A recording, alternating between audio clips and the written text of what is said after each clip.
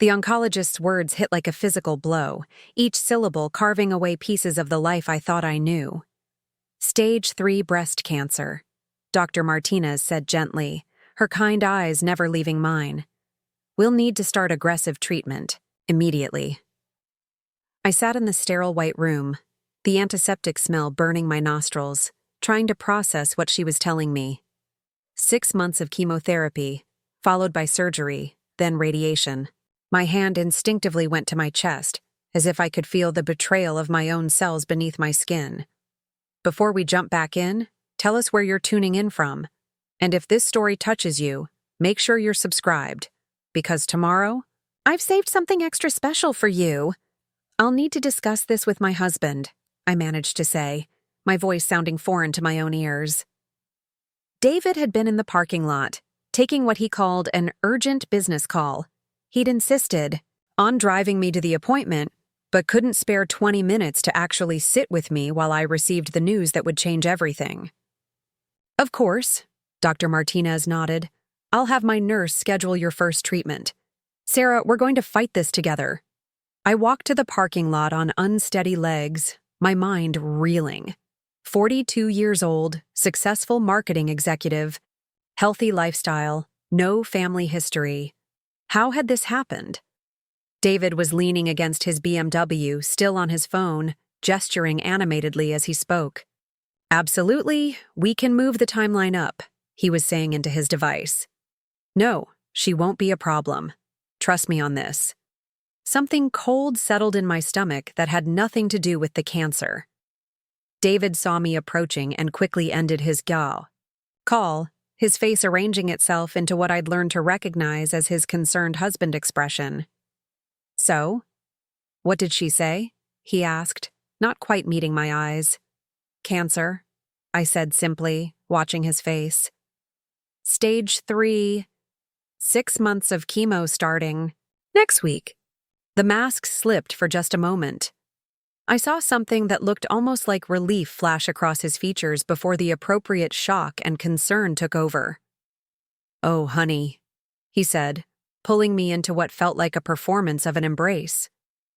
We'll get through this together. I'll be right there with you every step of the way. But even as he held me, I could feel his attention elsewhere, his phone buzzing insistently against my back. The drive home was quiet, except for David's intermittent phone calls. Each one he claimed was work-related, but conducted in hushed tones. That suggested otherwise. I stared out the window at our affluent neighborhood, thinking about how quickly everything could change. This morning, I'd been Sarah Chen, marketing director at Morrison & Associates, worried about quarterly projections and client presentations. Now I was Sarah Chen, cancer patient. Our house came into view, a beautiful colonial on Maple Street that we'd bought 3 years ago when David's construction company started landing bigger contracts. The perfectly manicured lawn, the imported stone walkway, the luxury cars in the driveway, all of it suddenly felt fragile, temporary. I'll need to take some time off work, I said as we pulled into the garage. The treatments are going to be intensive. David nodded absently, already checking his phone again. Of course, whatever you need. Maybe this is actually good timing. Preparing and narrating this story took us a lot of time, so if you are enjoying it, like this video, it means a lot to us. Now back to the story. Good timing? I stared at him in disbelief. I just mean, with the Riverside development project ramping up, I'm going to be incredibly busy. At least this way you'll have something to focus on too. Something to focus on. As if cancer was a hobby I'd taken up to keep myself occupied while he worked. That evening, I sat in my home office researching treatment options, survival rates, side effects. The internet was a rabbit hole of hope and despair, statistics and testimonials blending together until my eyes burned. David was supposedly working late at the construction site, but I'd called his office and been told he'd left hours ago. My phone rang around 10 p.m. David's voice was slightly slurred, background noise suggesting he was at a bar. Hey babe, going to be really late tonight. Crisis at the Riverside site. Don't wait up. I hung up without responding, staring at the dark window. In the reflection, I could see myself. Dark hair that would soon be gone, face that would soon be gaunt, body that was already betraying me. Tomorrow I would start the fight of my life, and I was already fighting it alone. The next morning, David was full of apologies and attention, making me coffee, offering to reschedule his meetings to come with me to the pre-treatment consultations. But I could see him checking his phone every few minutes, his foot tapping with barely contained impatience. "It's fine," I told him. "These are just preliminary appointments. You don't need to come to everything." Relief flooded his face. "Are you sure? I mean, if you need me." "I'm sure." What I didn't tell him was that I'd already started making my own plans. The night before, after researching cancer treatments, I'd done something else. I'd logged into our joint financial accounts. What I found there made my blood run cold. $50,000 had been transferred out of our savings account over the past 3 months. The transactions were labeled as business expenses, but David's construction company had its own accounts. Why was he moving our personal money? I'd also noticed changes in his behavior over the past few months that I'd attributed to work stress. The late nights, the secretive phone calls, the sudden interest in going to the gym 3 times a week. The way he'd started doing his own laundry, claiming he didn't want to burden me with his work clothes. Now, facing months of treatment while he worked late constantly, those changes took on a different meaning. Dr. Martinez's office had given me a folder full of information about what to expect during chemotherapy. Hair loss, nausea, fatigue, compromised immune system. I would be vulnerable, dependent, not exactly at my most attractive or energetic. Would David really stand by me through this, or had my cancer diagnosis simply accelerated whatever had already been happening? I called my best friend Emma during my lunch break at work. I hadn't told her about the diagnosis yet, somehow saying it out loud to someone other than David felt like making it more real. "Sarah, perfect timing. I was just thinking about you. How are things?" "I need to tell you something," I said, my voice catching slightly. "I was diagnosed with breast cancer yesterday." The silence on the other end stretched for several seconds. "Oh my God, Sarah, I'm coming over right now." "No, I'm at work. I needed someone to know." What did David say? Is he being supportive? I thought about his reaction, about the relief I'd seen in his face, about the mysterious phone calls and missing money. "He's being David," I said finally. Emma knew exactly what that meant. She'd watched our relationship for the past 5 years, had seen how David's support always came with conditions, how his attention was always divided. "Do you want me to come to your treatments with you?" The offer brought tears to my eyes. "Maybe. Let me see how the first few go." After I hung up, I sat in my office staring at the marketing campaigns spread across my desk. Sell the dream, create the desire, make people want what they didn't know they needed. I'd been good at my job because I understood human psychology, understood how to read between the lines of what people said versus what they meant. It was time to apply those skills to my own life. That afternoon, I made an appointment with a private investigator. If David was hiding something, I needed to know what it was before I became too sick to fight back.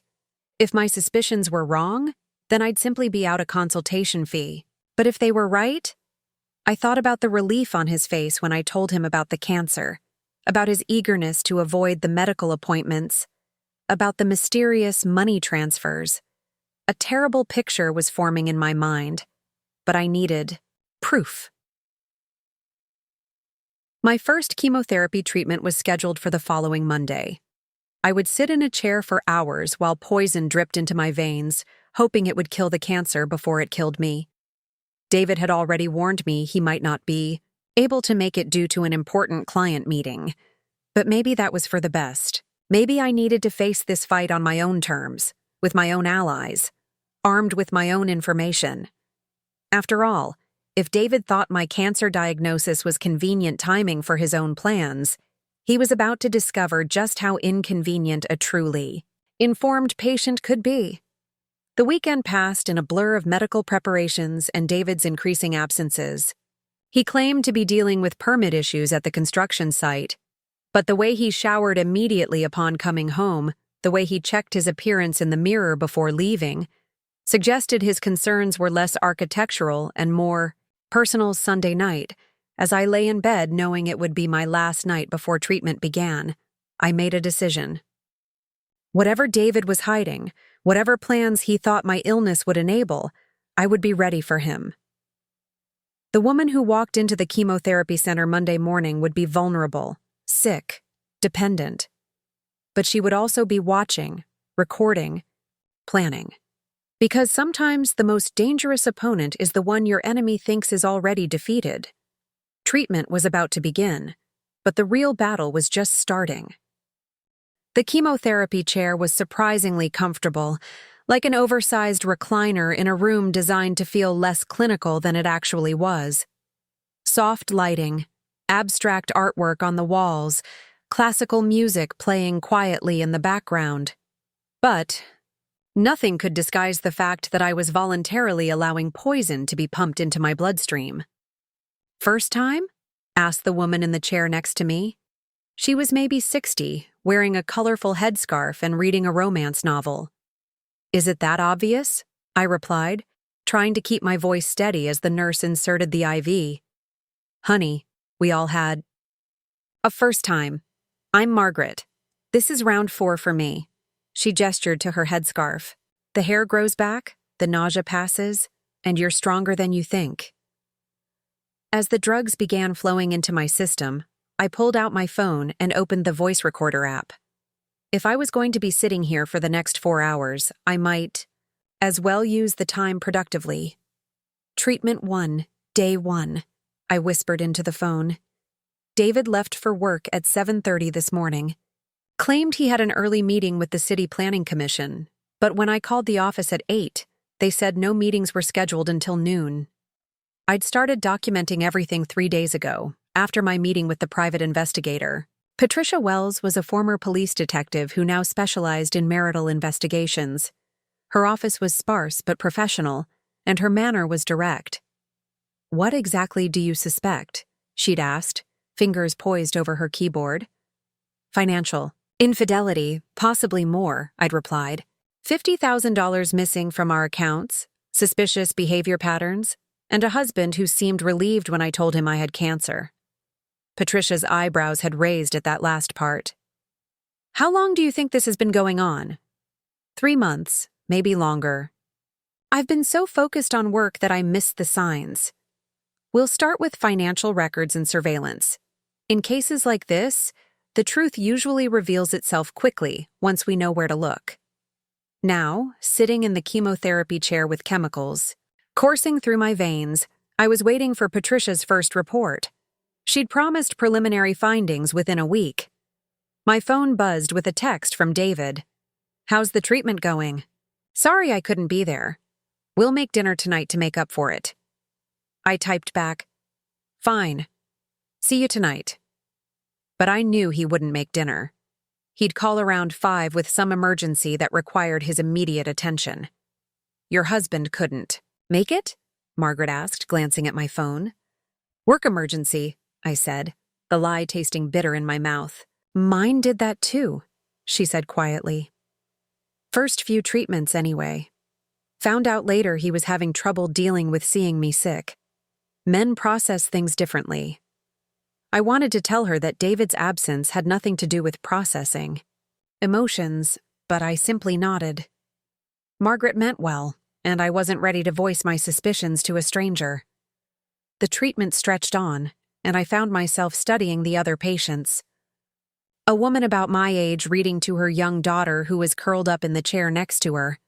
An elderly man whose wife held his hand throughout the entire session. A teenager with his parents flanking him on both sides. Everyone had someone. Everyone except me. Around noon, my phone rang. Patricia Wells.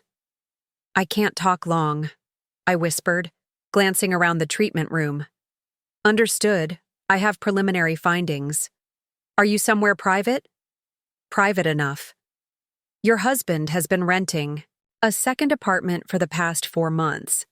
Downtown, expensive building. The lease is in his name only, but the utility bills show usage for 2 people. My grip tightened on the phone. Address? Patricia gave me the details. It was only 15 minutes from David's construction office, in one of the new luxury high-rises. That had been going up around the city. There's more, Patricia continued. Bank records show he's been supporting someone else. Monthly transfers to a Victoria Ashford. Ring any bells? The name hit me like a physical blow. Victoria Ashford. She'd worked as a project coordinator for David's company until about 6 months ago. I'd met her at several company functions. Tall, blonde, probably 15 years younger than me. David had mentioned she'd left to pursue other opportunities. I know her, I managed to say. I'll have more details by tomorrow. Photo surveillance starts tonight. After Patricia hung up, I sat staring at my phone, the chemicals in my IV making me slightly nauseous, or maybe it was the knowledge that my marriage was even more of a lie than I'd suspected. Victoria Ashford. I remembered her now more clearly. How she'd always seemed to find reasons to talk to David at company parties. How she'd laugh just a little too loudly at his jokes. How David had started mentioning her work positively, defending her when other employees complained about her attitude. The pieces were falling into place with sickening clarity. "You okay, hun?" Margaret asked, noticing my pale complexion. "Just, the medication hitting me," I lied. The rest of the treatment passed in a haze. When it was finally over, I felt weak and shaky, though I wasn't sure how much was from the chemotherapy and how much was from Patricia's revelation. I drove home slowly, my mind racing. David's car wasn't in the driveway, which wasn't surprising. I used my key to enter through the front door, then stood in our living room really looking at it for the first time in months. Everything was expensive, carefully chosen, perfectly arranged. The leather sofa David had insisted on. The imported coffee table that had cost more than some people's cars. The artwork we'd bought together on our anniversary trip to Europe 2 years ago. Had any of it ever been real? Or had I been living in an elaborate performance while David built a real life somewhere else? I walked upstairs to our bedroom and opened David's closet. His clothes were neatly arranged, but I noticed gaps, missing items. I opened his dresser drawers and found the same thing, selective absences, as if he'd been gradually moving things out without making it obvious. In the back of his sock drawer, I found something that made my blood run cold. A receipt from a jewelry store, dated 2 weeks ago. A receipt for an engagement ring. An engagement ring purchased 2 weeks after my cancer diagnosis. I sat on our bed, the receipt shaking in my hands. David was planning to propose to someone else while I underwent chemotherapy. The timeline was devastating. He'd been planning this before he even knew I was sick, and my diagnosis had probably just accelerated his timeline. My phone rang. David. "Hey, babe, how was treatment?" His voice was cheerful, performative. "Rough," I said, which wasn't a lie. "I'm pretty tired." "Well, get some rest. I'm going to be late tonight. We hit some complications with the foundation pour at Riverside. Might be an all-nighter." "On a Monday night?" "Construction doesn't follow a normal schedule. You know that. I'll try not to wake you when I get in." After he hung up, I looked up the address Patricia had given me for David's secret apartment. It was a 20-minute drive from our house. Close enough for him to maintain both lives, far enough that the chances of me accidentally discovering it were minimal. I made a decision. I was going to see for myself. The apartment building was exactly what I'd expected. Modern, upscale. The kind of place David would choose to impress someone. The lobby was all glass and steel with a concierge desk and security cameras. I couldn't get upstairs without a key card, but I could see into the parking garage from the street. David's truck was there. The same truck he'd claimed was at a construction site across town. I sat in my car across the street watching the building. At 8:30, I saw movement in a window on the 15th floor. A silhouette that was definitely David, and next to him, another figure. Smaller, feminine, with long blonde hair. Victoria. I watched them for an hour, seeing glimpses of domestic intimacy that felt like knives in my chest. They were cooking together, sitting on a couch together, living the life David and I should have been living. The life I'd thought we were living. At 10 p.m., I drove home and went to bed, leaving the lamp on David's side turned on. Let him explain why he needed to change clothes before getting into bed if he'd supposedly been at a muddy construction site all night. He came home at 6 a.m., showered and clean, slipping into bed quietly. When I pretended to wake up, he smelled like expensive soap and someone else's perfume. "How was the job site?" I asked innocently. "Brutal," he sighed. "We got the foundation issue sorted, but it took all night." "That's good. I'm proud of how hard you work." He kissed my forehead, and I had to fight not to pull away. "Get some rest. I know the treatment was rough yesterday." As he settled into sleep, I stared at the ceiling planning my next moves. David thought he was managing 2 lives expertly, but he was about to discover that his sick wife was far more aware than he'd assumed. Patricia would have more surveillance photos soon. I'd have concrete evidence of the affair, the financial, theft, the timeline of David's deception. But more importantly, I was starting to understand the scope of his betrayal. This wasn't just about an affair. David was planning to leave me while I was at my most vulnerable, taking our money to set up a new life with a younger woman. The engagement ring receipt proved he was serious about Victoria. My cancer had simply provided him with the perfect excuse to be absent while he arranged his exit strategy. But David had made one crucial mistake. He'd underestimated the woman he was betraying. He saw a cancer patient, weak and dependent and grateful for whatever scraps of attention he threw my way. He didn't see the marketing executive who'd built a career on reading people's motivations and predicting their behavior. He didn't see the strategist who could plan campaigns months in advance, accounting for every possible variable. Most importantly, he didn't see the woman who was about to turn his own tactics against him. My second chemotherapy treatment was scheduled for the following Monday. By then, I'd have Patricia's complete surveillance report and a much clearer picture of exactly what David was planning. The chemicals in my system were designed to kill cancer cells, but they were also sharpening my focus in unexpected ways. I had 6 months of treatment ahead of me. 6 months to gather evidence, plan my strategy, and prepare for the confrontation that was coming. David thought my illness made me vulnerable. He was about to learn that sometimes being underestimated is the greatest advantage of all. As I drifted off to sleep, I thought about the jewelry receipt hidden in his drawer. David was planning to propose to Victoria while I fought for my life. When the time was right, I'd make sure that proposal went exactly as he deserved. Patricia's surveillance photos arrived via encrypted email on Wednesday morning, while David was supposedly at a contractor meeting. I opened them in my home office, steeling myself for what I was about to see.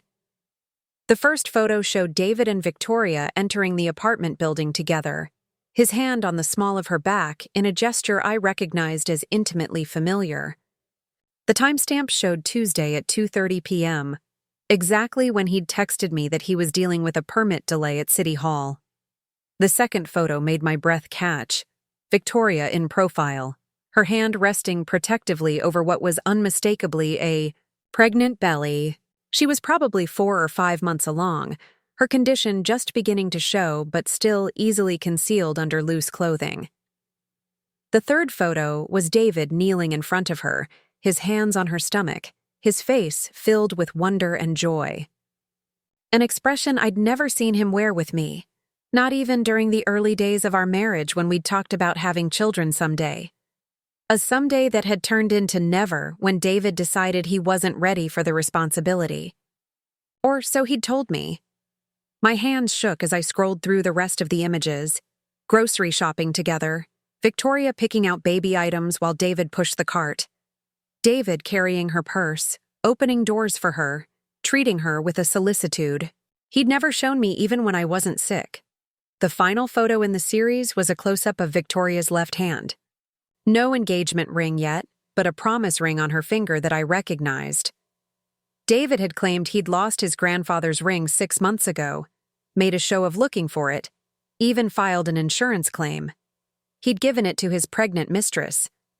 Closed the laptop and sat in my office chair, feeling like the floor had dropped out from under me.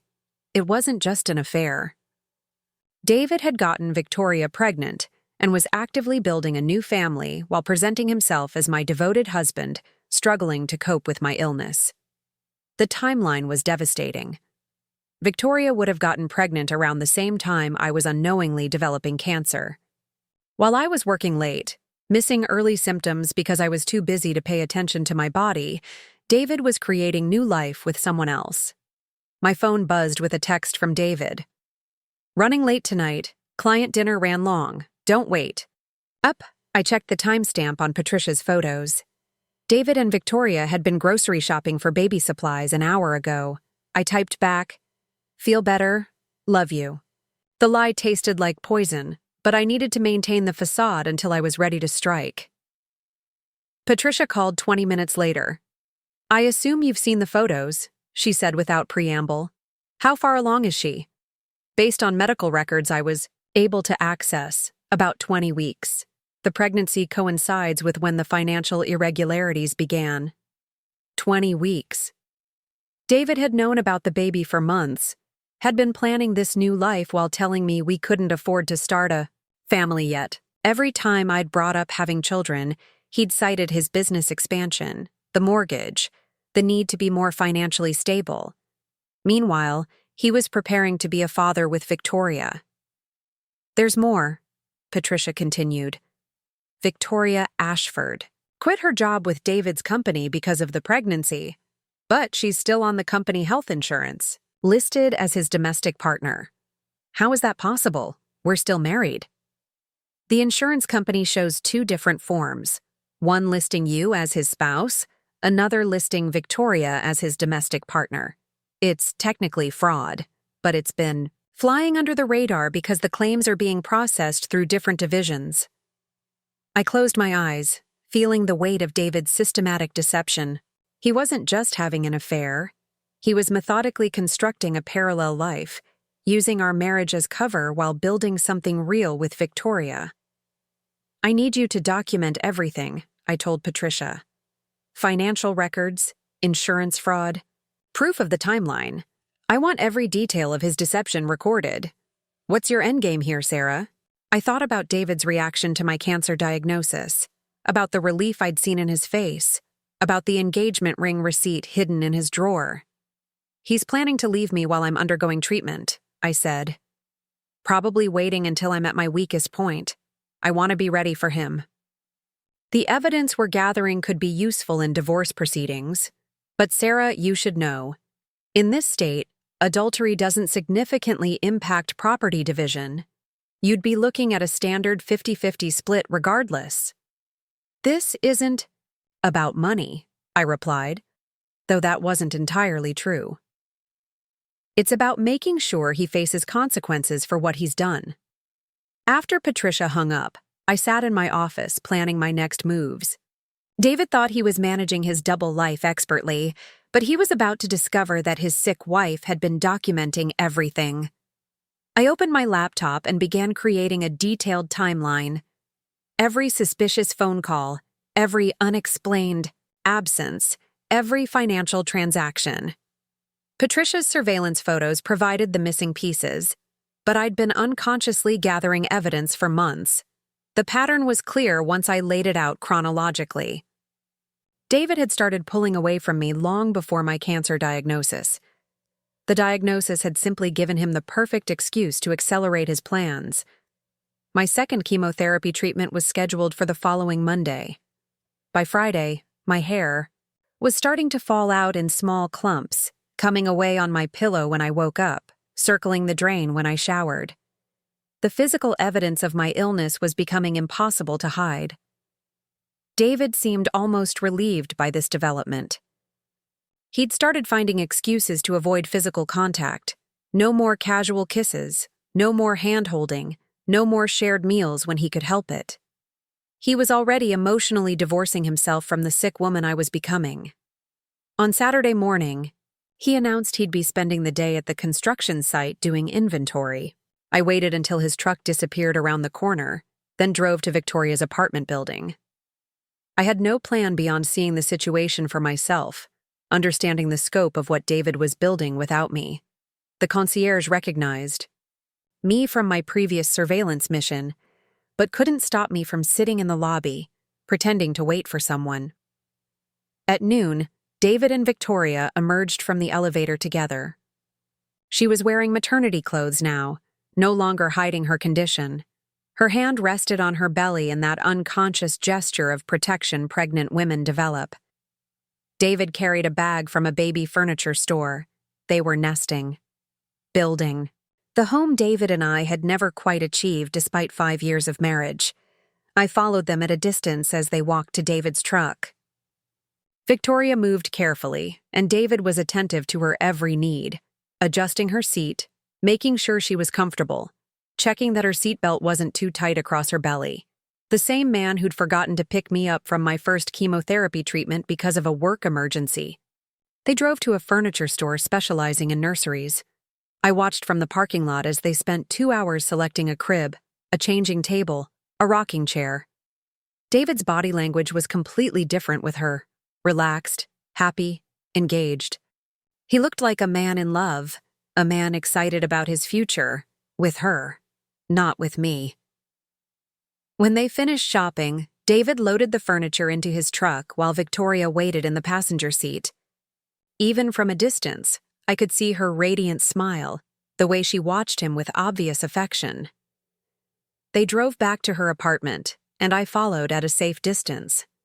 David spent the next 3 hours assembling furniture in what was clearly going to be the baby's room. I could see them through the windows, Victoria directing the arrangement while David did the physical work. It was a scene of domestic happiness that made my chest ache with something deeper than the cancer ever had.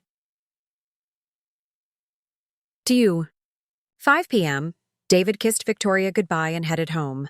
I waited until he was out of sight, then drove to a coffee shop near Victoria's building and called Patricia. "I need you to expand the investigation," I said. "I want to know everything about Victoria Ashford, her background, her family, her plans, everything." "That's going to be expensive, Sarah. I don't care. Use the emergency fund if you have to."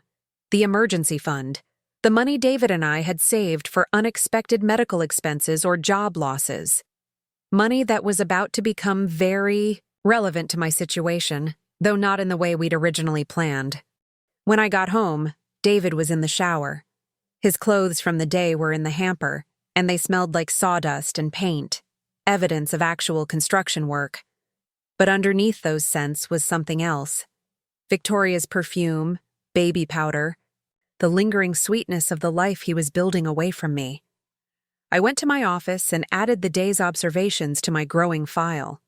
David's double life was becoming more elaborate by the week, but it was also becoming more vulnerable to exposure. My phone rang. Emma, checking in after my second treatment. "How are you feeling?" she asked.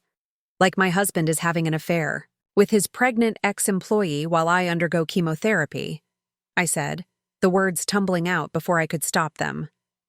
Silence on the other end of the line. Then, "What?" I told her everything. Patricia's investigation, the surveillance photos, the apartment, the pregnancy, the engagement ring receipt. Emma listened without interruption, her breathing getting heavier as the scope of David's betrayal became clear. "Sarah," she said finally, "you need to confront him, now, before this goes any further." "No," I replied. "Not yet. I need to see how far he's willing to take this. I need to understand his complete plan before I make my move." "But why? You already have enough evidence for a divorce." I thought about David's relief when I told him about the cancer. about the way he looked at Victoria's pregnant belly with wonder and joy, about the careful timeline of his deception. Because he's not just leaving me, I said. He's trying to destroy me while pretending to be the devoted husband of a cancer patient. He wants people to see him as tragic and noble, the man who stood by his sick wife until she tragically passed away. Emma's sharp intake of breath told me she understood. You think he's waiting for you to get sicker? I think he's counting on it. That night, as David slept beside me smelling faintly of Victoria's life, I stared at the ceiling and planned my strategy. He thought my illness made me weak, dependent, grateful for whatever scraps of attention he provided. He had no idea that his cancer patient wife was methodically documenting his every move, building a case that would destroy not just his marriage, but his carefully constructed public image. David wanted to be seen as the devoted husband, the tragic victim of circumstances beyond his control. When I was finished with him, everyone would see him exactly as he was. A man who abandoned his wife during her darkest hour to play house with his pregnant mistress. The chemotherapy was supposed to last 6 months. I wondered if David was planning to wait that long, or if he was hoping the treatment wouldn't be successful. Either way, he was about to discover that underestimating a sick woman was the biggest mistake of his life. Emma arrived at my house on Tuesday morning carrying a thermos of ginger tea and a manila folder thick with documents. She'd taken the day off from her law firm, environmental law, not family practice, but her legal mind was exactly what I needed. I've been thinking about this all night, she said, settling into my kitchen chair. We need to approach this strategically, not emotionally. I poured myself coffee, noting how even the smell made me slightly nauseous now. The chemotherapy was progressing exactly as Dr. Martinez had warned. Hair loss, fatigue, and a constant low-level queasiness that made everything taste wrong. What's in the folder? I asked. Research. I spent last night pulling everything I could find about marital asset protection, insurance fraud, and constructive abandonment. Emma opened the folder and spread documents across my kitchen table. David's making more mistakes than he realizes. She pointed to a highlighted section of legal text. In this state, if a spouse abandons their partner during a serious illness, it can be considered constructive abandonment. That changes the property division significantly. But he hasn't technically abandoned me. He's still living here. That's where it gets interesting. Emma pulled out another document. Look at this. Financial abandonment is also grounds for fault-based divorce. Moving marital assets to support another relationship while depriving the ill spouse of resources counts. I thought about the $50,000 David had transferred out of our accounts, about Victoria's health insurance coverage, about the apartment rent and baby furniture purchases. The insurance fraud alone could result in criminal charges, Emma continued. But here's what I think we should do. Document everything until you're strong enough to fight back, then hit him with everything at once. My phone buzzed. A text from David. Working late again tonight. Big client presentation tomorrow. I showed Emma the message. She checked her watch. 9:30 a.m. Mind if I test something? She asked, pulling out her phone. What kind of test? Trust me. Emma dialed a number and put the call on speaker. After 2 rings, a receptionist answered, Chen Construction. How may I help you? Hi, I'm trying to reach David Chen about today's client presentation. Is he available? I'm sorry, but Mr. Chen doesn't have any presentations scheduled today. He's actually taking some personal time this week. Would you like to leave a message? Emma hung up and looked at me with raised eyebrows. Personal time to be with his pregnant girlfriend while his wife undergoes chemotherapy. The casual cruelty of it hit me like a physical blow. David wasn't even bothering to maintain believable lies anymore. He was taking vacation days to play house with Victoria, while I sat through poison treatments alone. There's something else, Emma said, her voice gentle. I had a friend at the county clerk's office run some records. David applied for a marriage license last week.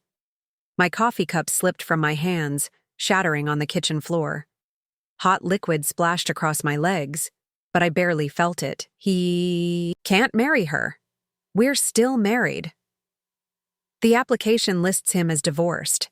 It's fraud, but if you don't challenge it before the ceremony, it becomes much more complicated to unravel. I stared at the broken cup, coffee seeping into the grout between tiles. When is the wedding? Next month. Small ceremony, just immediate family. Next month. While I was halfway through chemotherapy, weak and sick and presumably grateful for any attention he deigned to give me, David was planning to marry his pregnant mistress. He's not just abandoning me, I said, the pieces finally clicking together. He's erasing me. Emma nodded grimly. The question is, what do we do about it? I stood up carefully, avoiding the broken ceramic, and walked to my office. Emma followed, as I pulled out the expanding file where I'd been collecting evidence. We're going to let him, I said. What? We're going to let David think he's succeeding. Let him get so confident in his deception that he becomes careless. I opened the file and showed Emma the timeline I'd been building. Look at this pattern. Every week he gets a little bolder, a little more obvious. He's starting to believe his own performance. Emma studied my documentation, photos, bank records, text message screenshots, location data from David's phone that I'd been tracking through our shared family plan. This is incredibly thorough, she said. But Sarah, letting him marry Victoria, while you're still legally his wife, would be bigamy, a felony. And unlike the insurance fraud, which could be dismissed as a paperwork error, bigamy requires intent to deceive. I pulled out the engagement ring receipt and placed it next to the marriage license application. David isn't just having an affair. He's systematically committing fraud while abandoning his terminally ill wife. When this comes out, it won't just end our marriage. It'll destroy his entire reputation. Emma was quiet for a long moment, studying the evidence. You're not just planning a divorce. You're planning his complete destruction. He started this game when he decided my cancer diagnosis was convenient timing for his new life. I'm just going to finish it. My phone rang. Patricia Wells.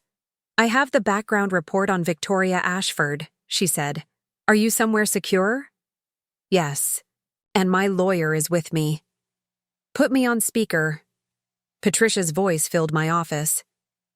Victoria Ashford, 28 years old, originally from Ohio. This isn't her first time as the other woman. She was involved in breaking up 2 previous marriages, both times getting pregnant to force the issue. Emma and I exchanged glances. There's more. She's been documenting her relationship with David on social media, but using privacy settings to hide it from most people. However, she's been careless about location tags and photo backgrounds. I can prove she's been living in the apartment for months. What about family? I asked. Parents still in Ohio. But here's the interesting part. They think she's married to David. She's been telling them they had a quiet courthouse wedding last year. She's been wearing a wedding ring in all her social media photos for the past 6 months. The scope of the deception was staggering. Victoria wasn't just David's mistress. She was actively participating in the fraud, telling her own family that she was already married to him. Her baby registry is public, Patricia continued. The baby shower is scheduled for next weekend. Venue is the downtown country club. Expensive, formal, very much the kind of event that would be photographed and talked about. Emma leaned forward. Are you thinking what I think you're thinking? I smiled for the first time in weeks. David's taking his pregnant wife to a public celebration of their upcoming child, while his actual wife undergoes chemotherapy. The eye. Optics alone would be devastating, Emma agreed. If this became public at the right moment, I need more time to gather evidence, I said to Patricia. Can you maintain surveillance through the baby shower? Already planned on it. I'll document everything. Guest list, gift registry, photos of David playing the proud father-to-be. After Patricia hung up, Emma and I spent the next hour planning our strategy. The key was timing. David needed to commit fully to his new life before we exposed him. The bigamy charge won't stick unless he actually goes through with the wedding, Emma explained. But if we expose him too early, he could claim it was just a mistake, that he was going to correct the marriage license application. So we let him marry her. Document everything, and then reveal that his previous wife, the one with cancer, has been alive all along. That afternoon, I had my third chemotherapy treatment. Margaret was in her usual chair, reading another romance novel. "You look like you're feeling better," she observed as I settled in for the 4-hour session. "I'm starting to see the light at the end of the tunnel," I replied, which wasn't entirely a lie. As the drugs dripped into my system, I reviewed my strategy. In 3 weeks, Victoria would have her baby shower. In 4 weeks, if Patricia was right about the timeline, David would marry her in a small ceremony. Both events would be thoroughly documented. Every guest, every gift, every moment of David's performance as the devoted father and husband. And then, when David thought he'd successfully erased his sick wife and built a new life, I would remind the world that I was very much alive. My phone buzzed with a text from David. "Hope treatment is going well. Sorry I can't be there. We'll bring dinner home tonight." I typed back, "Looking forward to it." "Love you." The woman next to me glanced over. "Your husband sounds sweet." "He's full of surprises," I replied. Emma picked me up after treatment, as we'd arranged. David thought she was just being a supportive friend to his sick wife. He had no idea she was helping me build a legal case that would destroy him. "How are you feeling?" she asked as we drove home. "Physically? Terrible. The nausea is getting worse, and I lost another chunk of hair this morning. And emotionally?" I thought about David's relief at my diagnosis, about Victoria's radiant smile, as she picked out baby furniture, about the marriage license application that listed David as divorced. "I feel like I'm finally fighting back," I said. When we pulled into my driveway, David's truck was already there.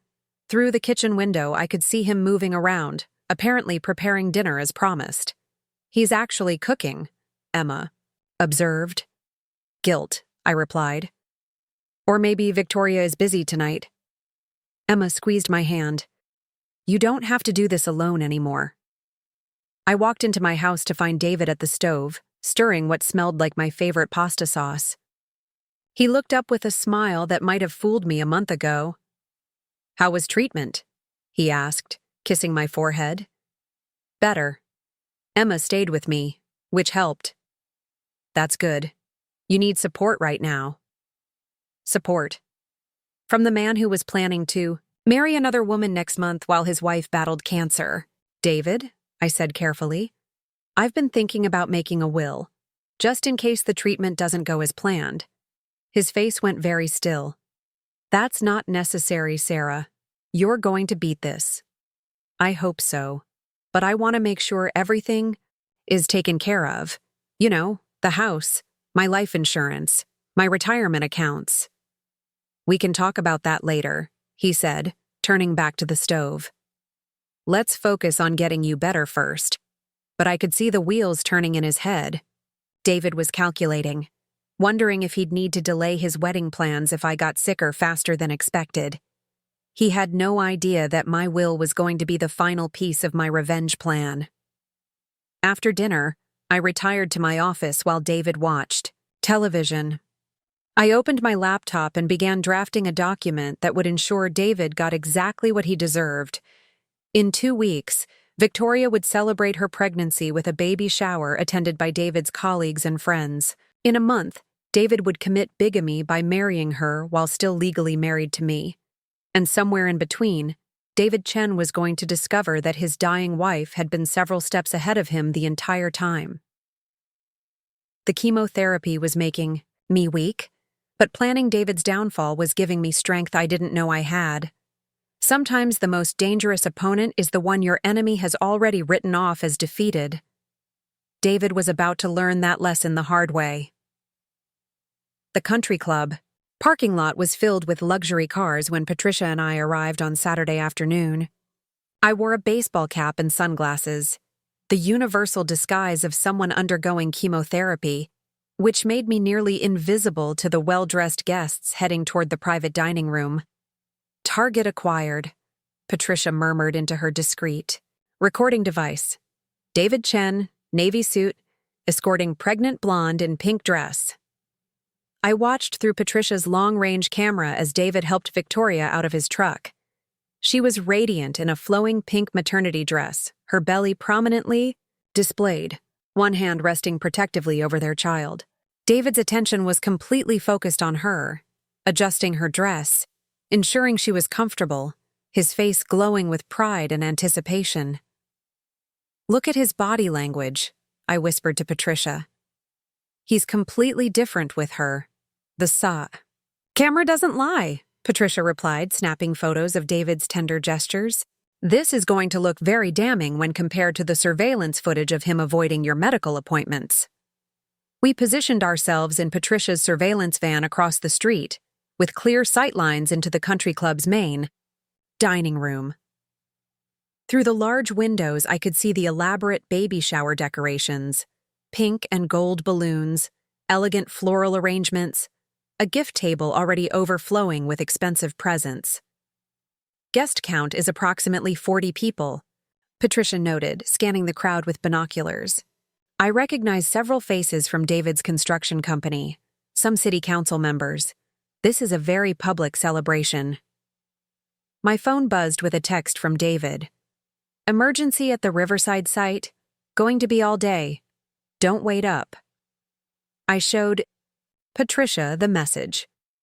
"He's not even trying to be creative with his lies anymore." "Narcissists get careless when they think they're winning," Patricia observed. "Let's see how careless he gets today." Through the telephoto lens, we watched David work the room like a proud father-to-be. He shook hands with guests, accepted congratulations, one arm always protectively around Victoria's waist. Several people took photos with the happy couple, images that would undoubtedly end up on social media.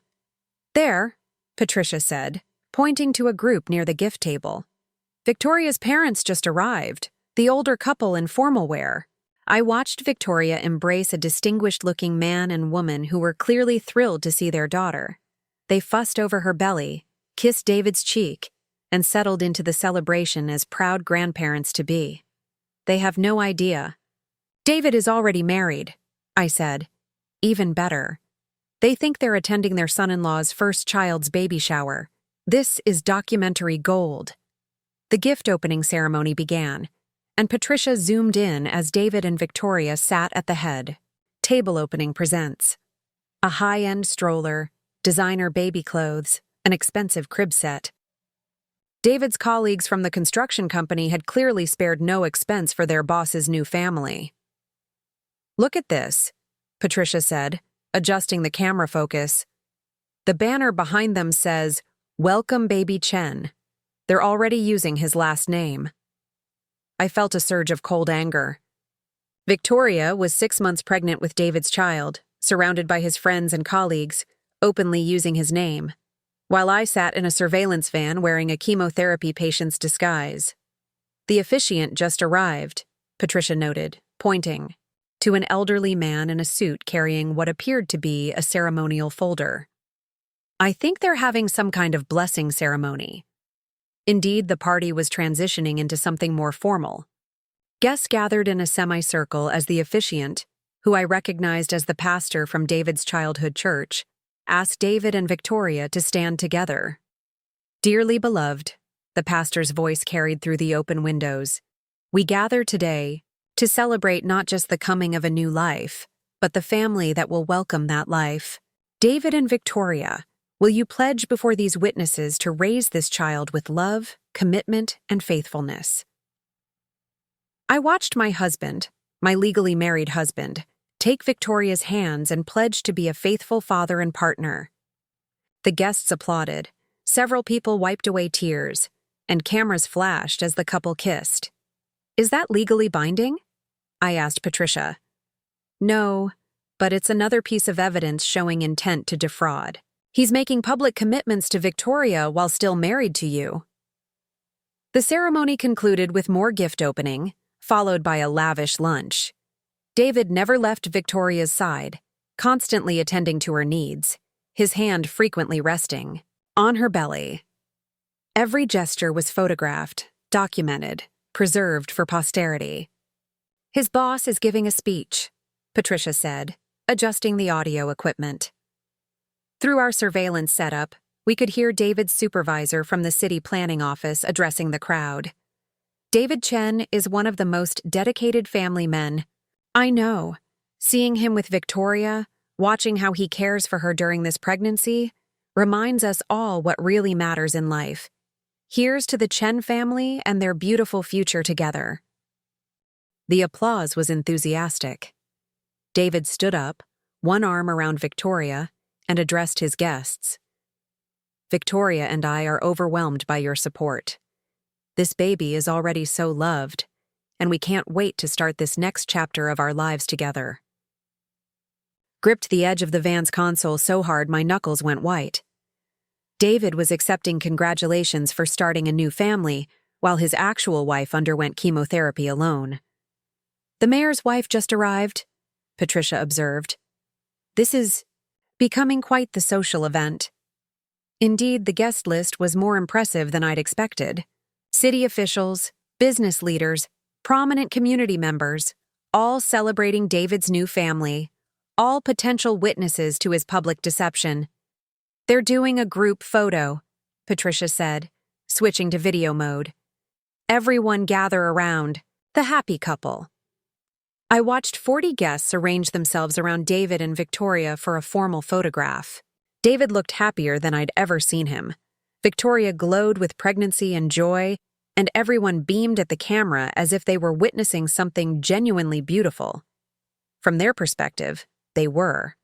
A successful businessman, his pregnant fiancée, their friends and family celebrating new life and new beginnings.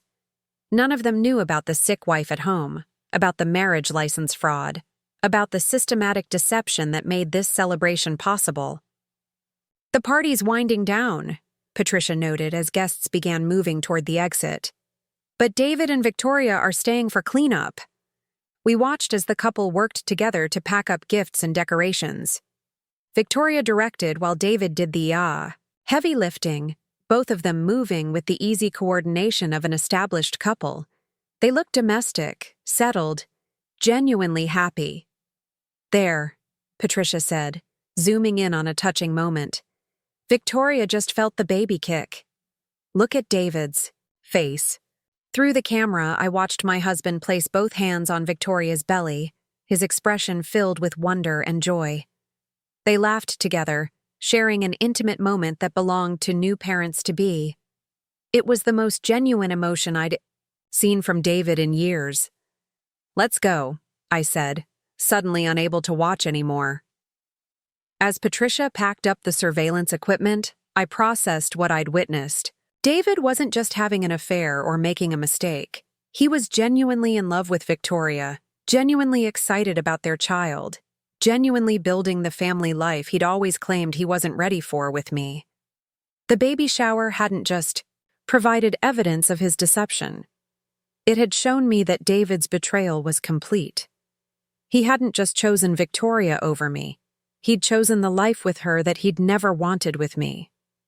"The photos and video will be ready by Monday," Patricia said as we drove away from the country club, along with the guest list, gift registry, and documentation of the blessing ceremony.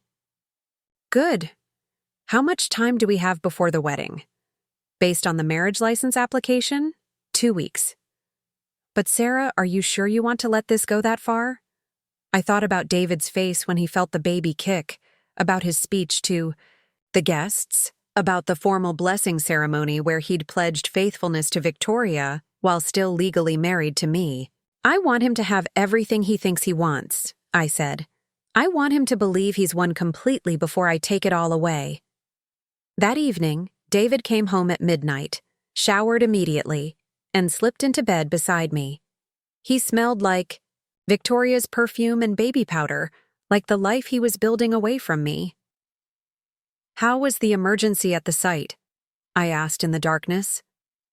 Exhausting, he sighed. But we got it sorted out. I missed you today. The treatment side effects were pretty rough. I'm sorry, honey. I'll try to be around more next week. But we both knew he wouldn't be. In 2 weeks, David would marry Victoria in what he thought was a secret ceremony. He had no idea that his dying wife would be watching from the shadows, documenting every moment of his bigamous wedding. The next morning, I called my lawyer to update my will. The document I was preparing would ensure that David's victory would be short-lived and devastating in its reversal. Emma arrived Monday morning with the surveillance materials Patricia had delivered. We spread everything across my dining room.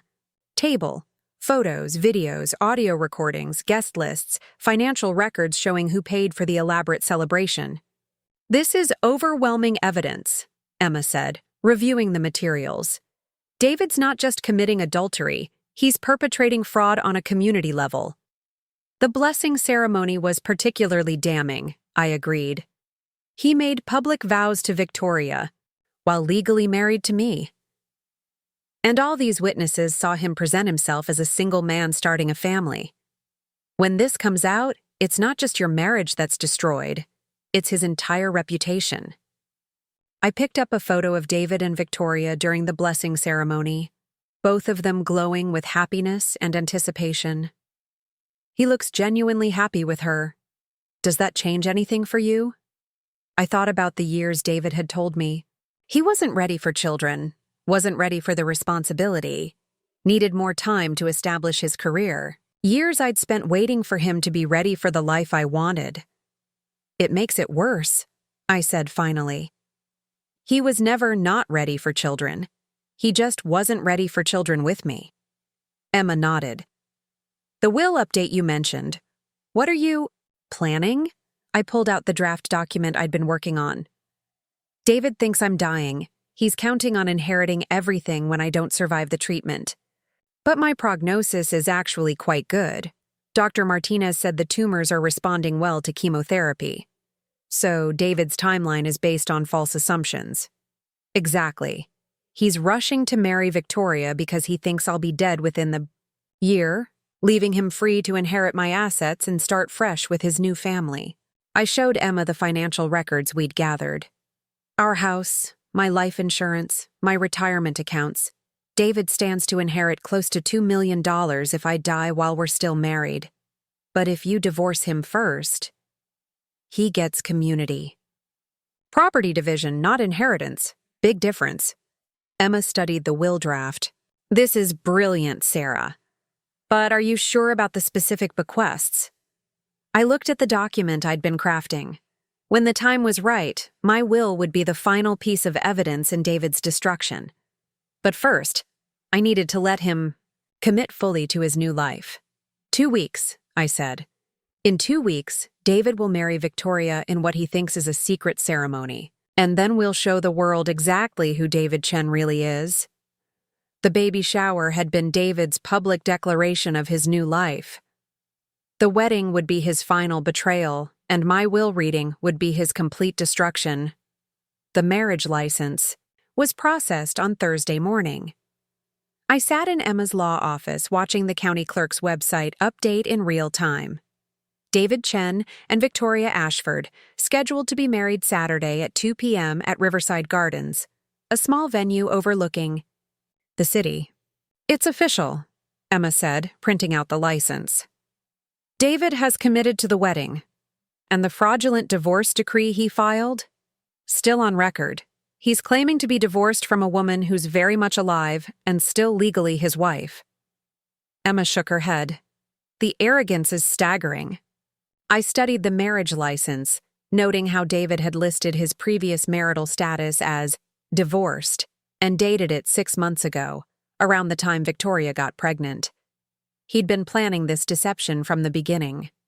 Patricia has the venue under surveillance, I said. They started decorating yesterday. It's going to be a small ceremony, maybe 20 guests, but very elegant. All the better for our purposes. Fewer people means more intimate photos, More evidence of deliberate deception rather than a drunken mistake. My phone buzzed with a text from David. Working out of town this weekend. Big project needs my attention. We'll be back Sunday night. He's not even going to fake a bachelor party. I showed Emma the message. Just disappearing for his wedding weekend. How are you holding up? Emma asked, studying my face. I know this has to be emotionally devastating. I touched my bald scalp beneath the silk scarf I'd started wearing. The chemotherapy had taken all my hair, leaving me gaunt and pale, a stark contrast to Victoria's pregnancy glow. But strangely, I felt stronger than I had in months. I feel like I'm finally seeing clearly, I said. For years, I kept wondering why David seemed so distant, why our marriage felt more like a business arrangement than a partnership. Now I understand. He was never really mine. Emma nodded. Sometimes the most liberating thing is discovering that the relationship you thought you were fighting for was never real to begin with. That afternoon, I had my 5th chemotherapy treatment. Margaret was in her usual chair, but she looked different. Healthier, more energetic. Last treatment, she announced with a grin. Scans came back clear. I'm officially in remission. That's wonderful, I said, genuinely happy for her. How does it feel? Like getting my life back. My husband's planning a celebration dinner for tomorrow night. After months of takeout and hospital visits, he's actually cooking for me. I thought about David's weekend plans, about the wedding he'd be attending while I finished my cancer treatment alone. That sounds perfect. What about you? How many treatments left? 1 more month, I said. But my prognosis is good. The tumors are shrinking faster than expected. And your husband? Is he being supportive? I looked at Margaret's radiant face, thinking about the contrast between her husband's planned celebration and David's planned betrayal. He's being exactly who he's always been. After treatment, Emma picked me up as usual. We drove to a coffee shop near Riverside Gardens, where Patricia was conducting final surveillance before tomorrow's wedding.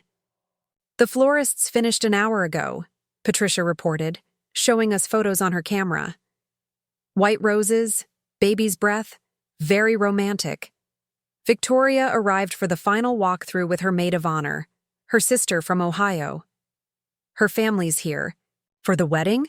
Parents, sister, and 2 aunts. They drove in yesterday. They're staying at the downtown Marriott, all expenses paid by David. Emma whistled. He's not just committing bigamy, he's hosting a family reunion for it. It gets better, Patricia continued. David's been telling Victoria's family that you died 6 months ago. Victoria's mother was asking the venue coordinator about flowers for your grave. The casual erasure of my existence hit harder than I'd expected. In David's narrative to Victoria's family, I was already dead and buried, a sad memory that explained why their wedding was small and subdued. He's rewritten history completely, I said. I'm not just his secret, I'm his ghost. Tomorrow's surveillance. Plan, Patricia said, pulling out venue blueprints. I'll have 3 photographers positioned around the property, audio recording equipment in the garden, video surveillance of the ceremony, reception, and private moments. And after the ceremony? Emma asked. That's when we execute phase 2, I said. Patricia, did you contact the reporters? 2 investigative journalists and a family law specialist from the local paper. They'll be ready to move once we provide the evidence package. Emma pulled out her phone and opened a document. The legal filings are prepared. Fraud charges, bigamy charges, insurance fraud, and divorce proceedings. We can file everything Monday morning. The timing has to be perfect, I said. David needs to have his perfect wedding, his perfect weekend, his moment of thinking he's won completely. Then Monday morning, his entire world collapses. We spent the next hour reviewing every detail of our plan. Patricia would document the wedding ceremony, providing irrefutable evidence of David's bigamy. Emma would file the legal papers first, thing Monday morning, and I would prepare for the confrontation that was coming. There's one more thing, I said, pulling out an envelope. I need you to deliver this after the legal papers are filed. Emma looked at the address on the envelope. Victoria's apartment? She deserves to know the truth about who she married. Friday evening, David came home early, ostensibly to spend time with me before his out-of-town work project. He seemed nervous, checking his phone constantly, clearly distracted by tomorrow's wedding preparations. You look tired, he said, studying my face. How are you feeling? Weak, I replied, which wasn't entirely a lie. The treatments are getting harder. Well, after this weekend, I'll be around more. The big project will be finished, and I can focus on taking care of you. The irony was staggering. After this weekend, David thought he'd be free to devote himself to his new family while maintaining the appearance of caring for his dying wife.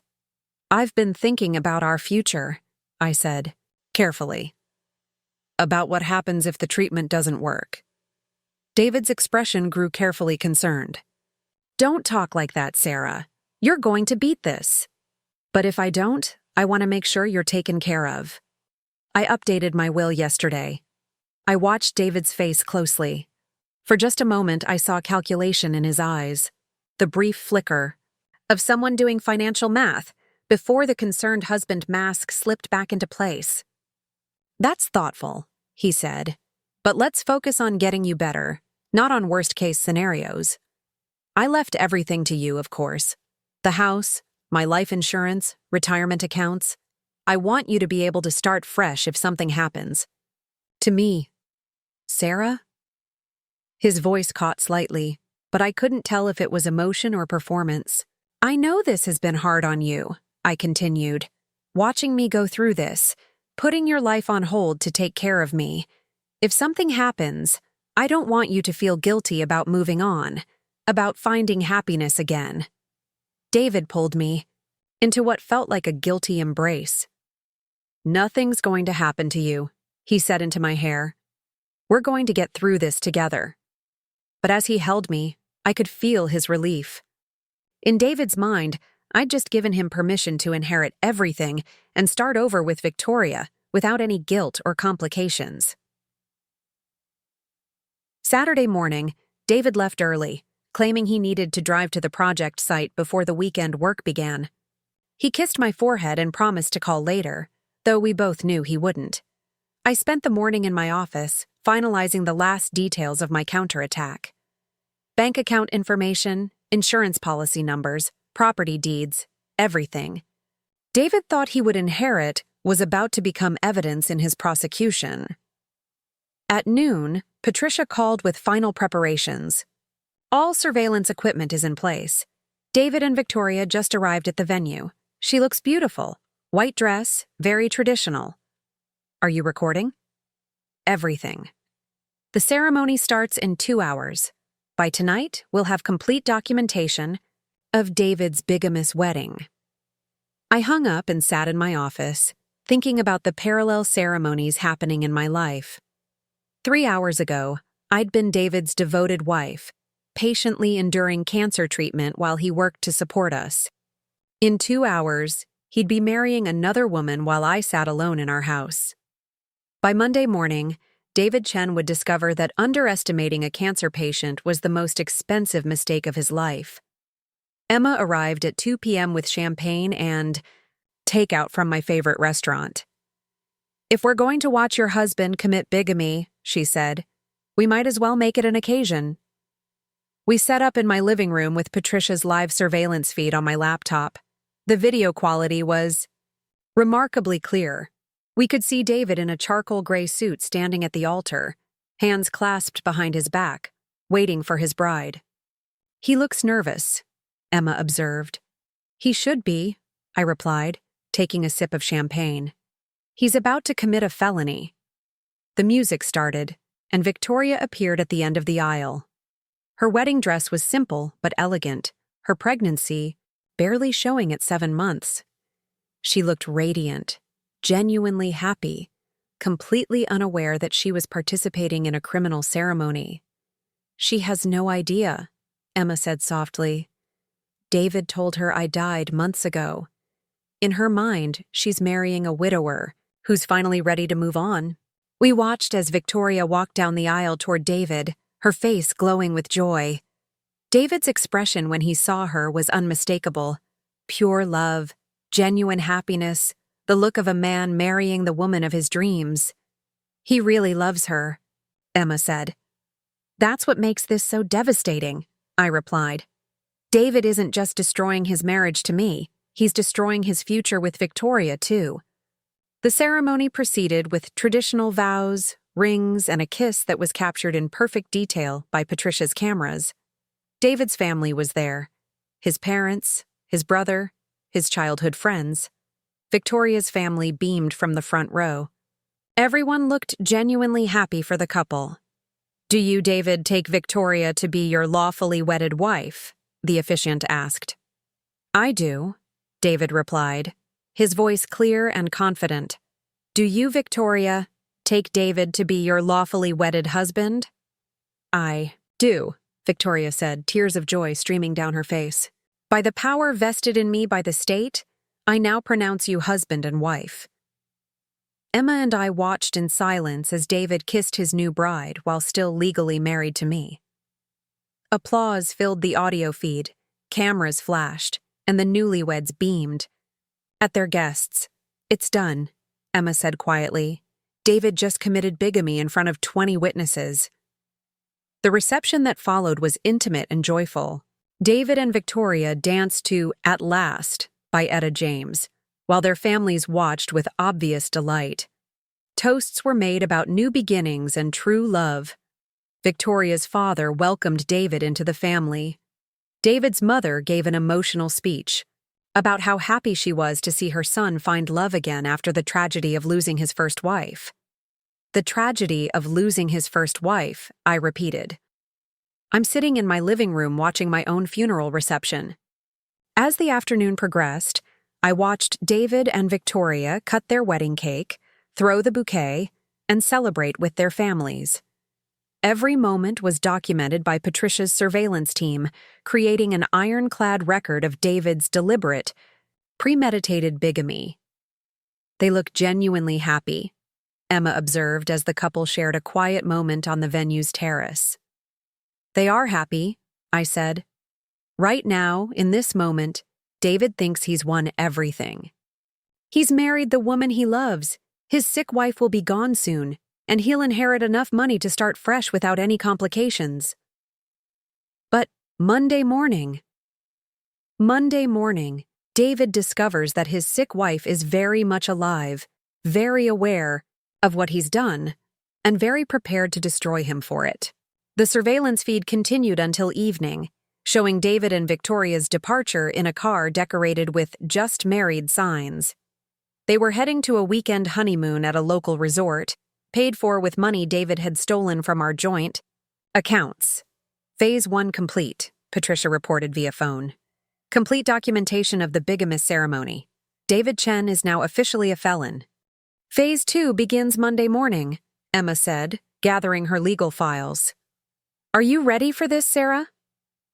I looked around our living room, the home David and I had shared for 3 years, the life he'd systematically dismantled while pretending to be my devoted husband. By next weekend, this house would be empty, our marriage would be over, and David would be facing criminal charges. "I've been ready since the day he looked relieved about my cancer diagnosis," I said. Sunday evening, David came home glowing with happiness, claiming his work project had been successful. He showered immediately, hummed in the bathroom, and seemed more relaxed than I'd seen him in months. "You seem like you're in a good mood," I observed. "Just feeling optimistic about the future," he replied, climbing into bed beside me. "Sometimes everything comes together at the right time." As David settled in to sleep, probably dreaming about his new wife and their upcoming baby, I lay awake planning Monday morning's devastation. In less than 12 hours, David's perfect new life would begin to crumble. The cancer patient he'd written off as defeated was about to remind him that underestimating your opponent is the most dangerous mistake you can make.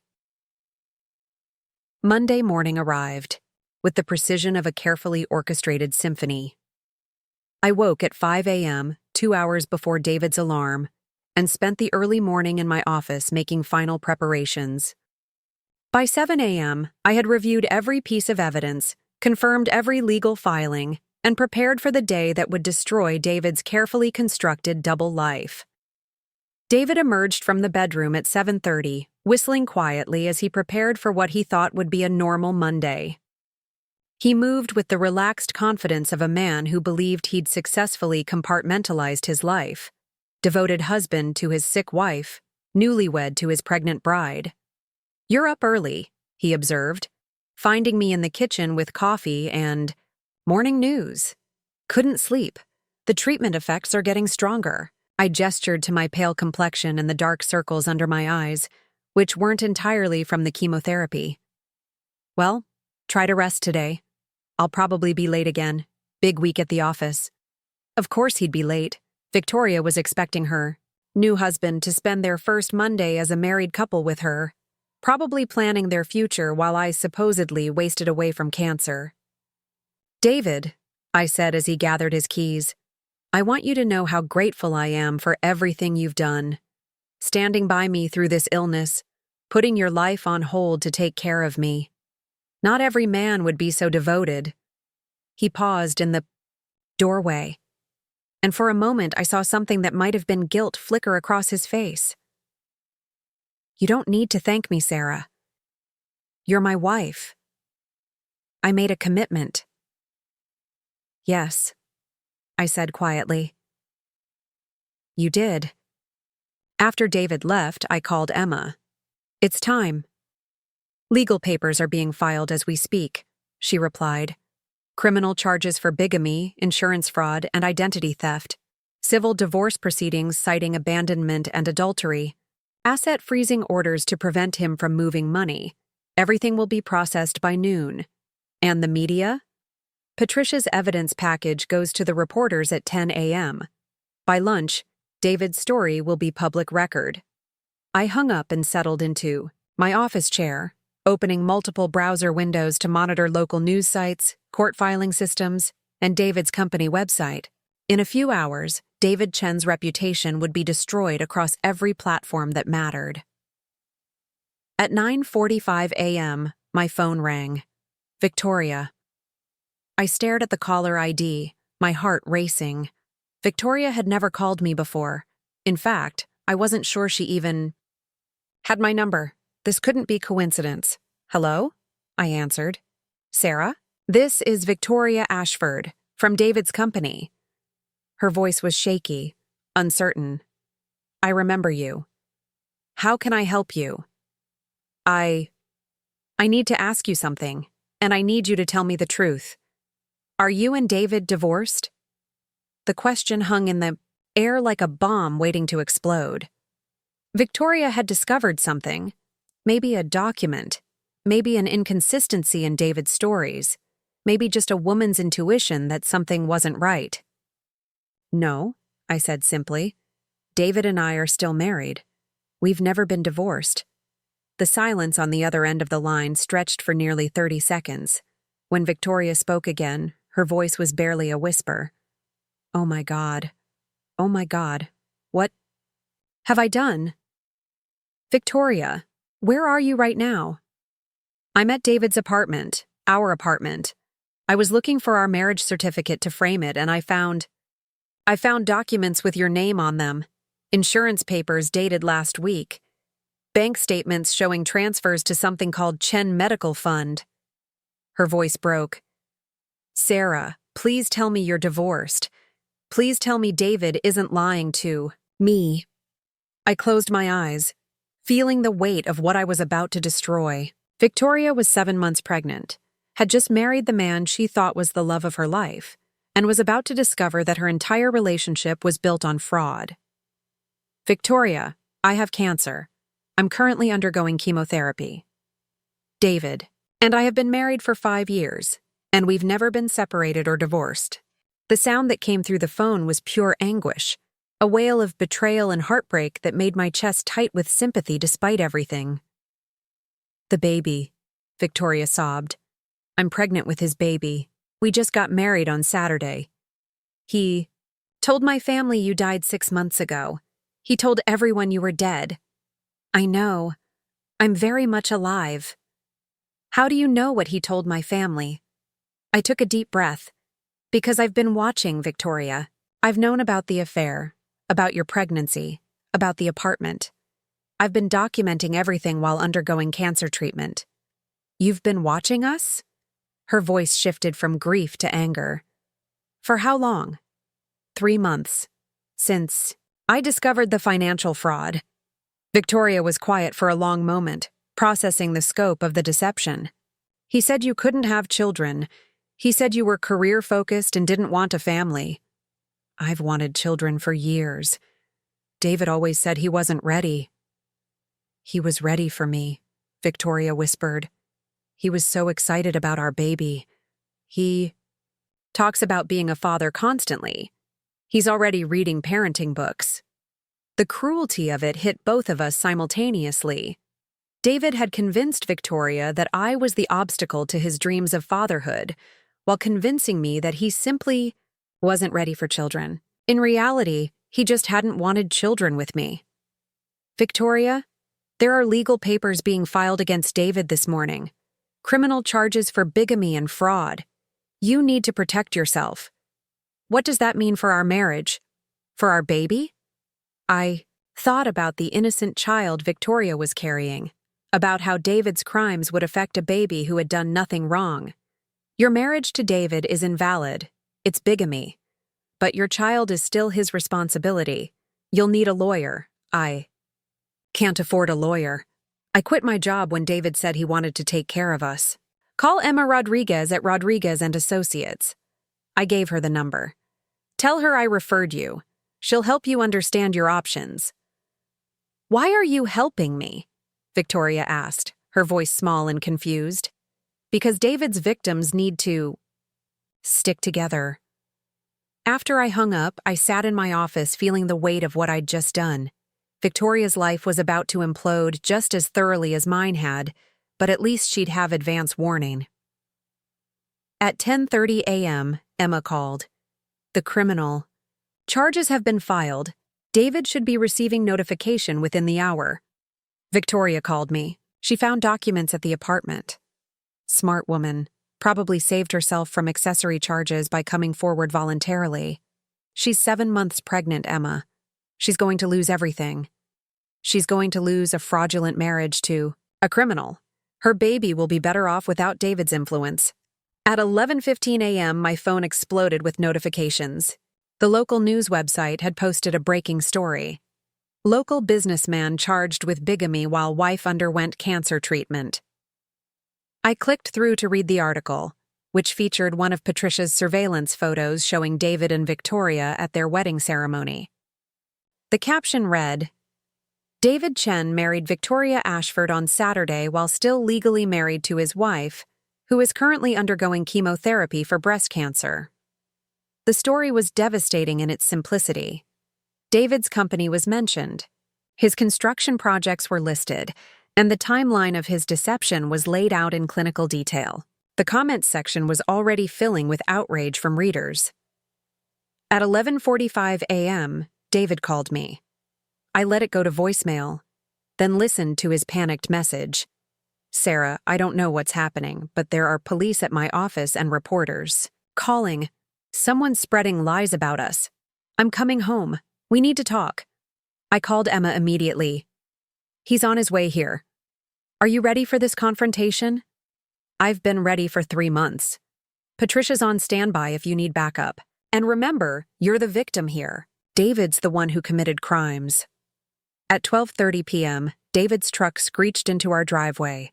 Through the window, I could see him on his phone, gesturing frantically as he spoke. His face was flushed, his hair disheveled, his usual composed demeanor completely shattered. He burst through the front door like a man fleeing a fire. Sarah! Sarah! Where are you? I'm here, I called from the living room, where I'd positioned myself with a clear view of both exits and Patricia's surveillance equipment ready to record everything.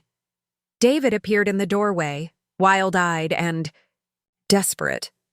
Someone's trying to destroy me. They're claiming I married Victoria while we're still married, but that's impossible because we're divorced. Are we divorced, David? Of course we are. We signed papers months ago when you got sick, remember? I stared at him, amazed by his commitment to the lie even when his world was collapsing around him. Show me the divorce papers. They're at the office, in my files. But Sarah, that's not important right now. Someone has photos of me and Victoria. They know about the apartment. They know about the baby. How is that possible? Because I've been watching you for 3 months. David's face went completely white. What? I hired a private investigator the week after my cancer diagnosis. I've documented every affair meeting, every financial fraud, every lie you've told. I pulled out my evidence folder and placed it on the coffee table between us. Including your bigamous wedding to Victoria on Saturday. David's legs seemed to give out. He collapsed into the armchair across from me, staring at the folder like it contained a bomb. You were watching the wedding? I watched you promise to love, honor, and cherish Victoria while you're still legally married to me. I watched you dance with your pregnant bride while your actual wife sat home alone recovering from chemotherapy. Sarah, I can explain. Explain? What? That you stole $50,000 from our accounts to support your mistress? That you committed insurance fraud to cover her medical bills? That you told her family I was dead so you could marry her without complications? Each accusation hit David like a physical blow. His face cycled through denial, anger, and finally a kind of defeated desperation. I never meant for this to happen, he said weakly. Which part? Getting Victoria pregnant? Moving her into an apartment paid for with our money? Marrying her while I undergo cancer treatment? Which part was accidental, David? I fell in love with her. The words came out as a whisper. I tried not to, but I couldn't help it. So you decided to erase me from existence rather than ask for a divorce? You were sick. I couldn't leave you while you were sick. But you could steal from me, lie to me, and commit felony bigamy while pretending to be my devoted husband? David buried his face in his hands. The cancer. When you told me about the cancer, I thought it was a sign. Like the universe was giving me a way out without having to hurt you. The casual cruelty of that statement took my breath away. You saw my cancer diagnosis as convenient timing for your affair? I thought you might not survive the treatment. Then Victoria and I could be together without anyone getting hurt. Without anyone getting hurt. I repeated his words, letting them hang in the air. David, I trusted you to take care of me during the most vulnerable period of my life. Instead, you were planning my funeral while building a new family. That's not... I would never have wanted you to die, Sarah. I just thought if it happened naturally, you could inherit my life insurance, my retirement accounts, the house, start fresh with Victoria and your baby without any complications. David's silence was confirmation enough. Here's what's going to happen, I continued. You're going to pack a bag and leave this house immediately. You're going to surrender yourself to the police for the criminal charges that were filed this morning. And you're going to pray that Victoria's lawyer is more generous than mine. Sarah, please. We can work this out. I'll end things with Victoria.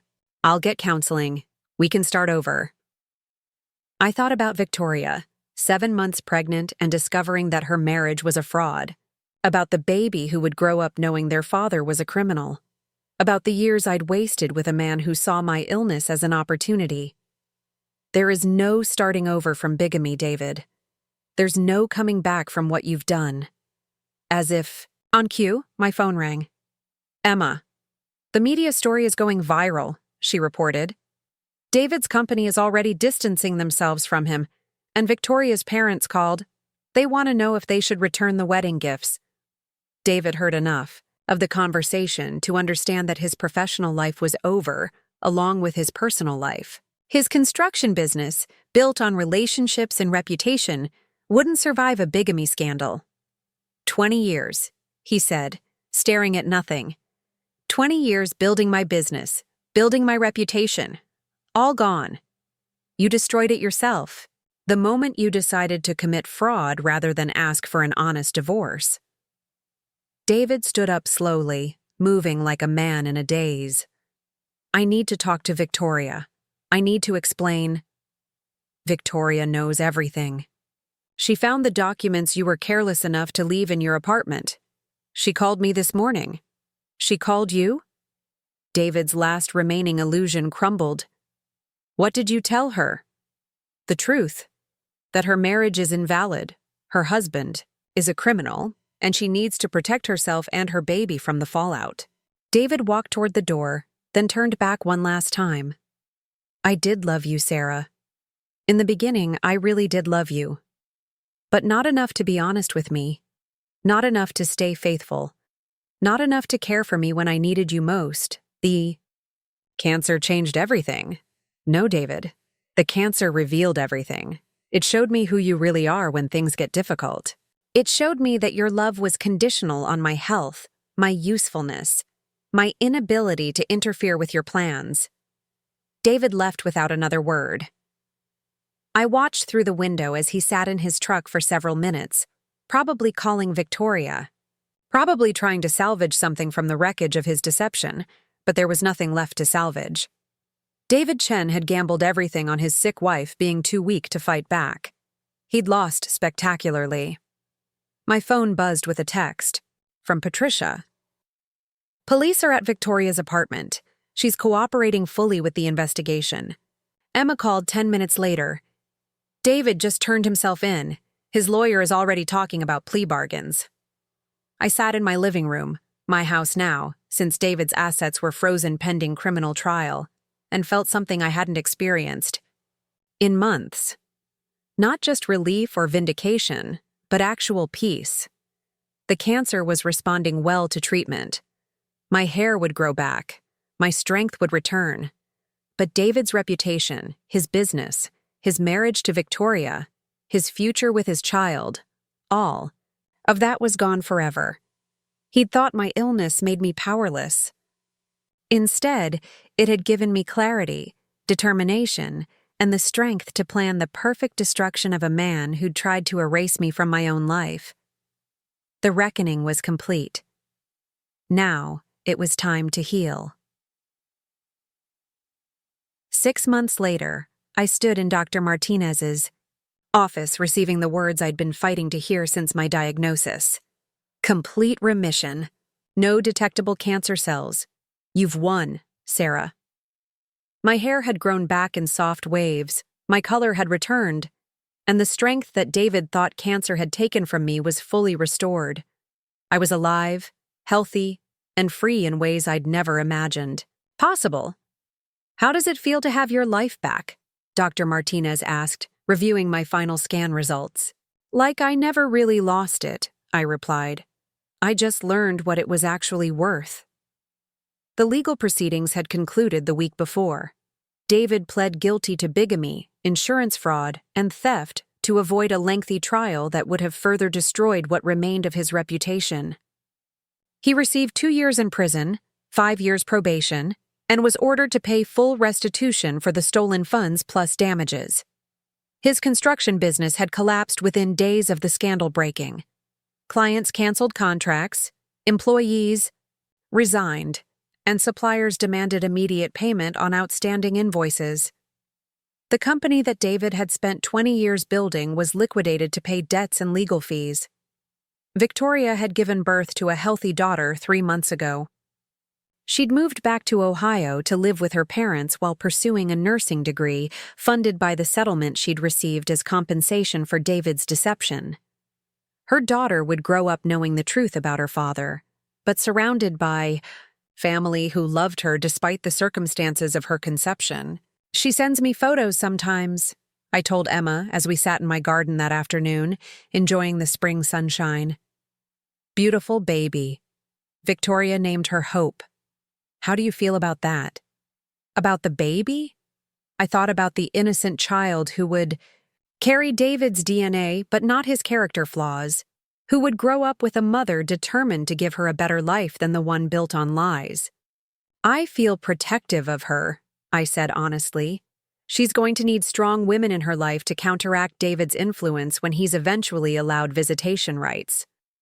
Speaking of strong women, Emma said, pulling out a thick envelope. The estate attorney called. Your will reading is scheduled for tomorrow. The will reading, the final piece of my revenge plan, saved for when David thought he might still salvage something from the wreckage of his life.